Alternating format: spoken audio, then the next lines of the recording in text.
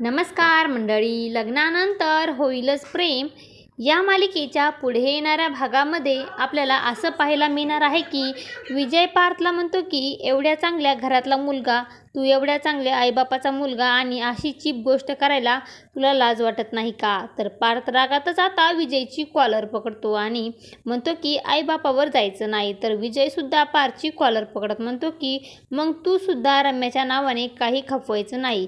पार्थ म्हणतो की एवढाच पुळका आहे ना तुला, तर तुझ्या खोटाड्या बायकोला घेऊन जा तुझ्या घरी, तर तिकडे जाऊन काय लाड करायचे आहेत ते कर. विजय म्हणतो की रम्याला लग्न करून तर इथून मी घेऊन जाणार आहे, पण तोपर्यंत तिला जर असं टॉर्चर केलं तर तुमच्या सगळ्यांचा जीणं हराम करून टाकेल मी.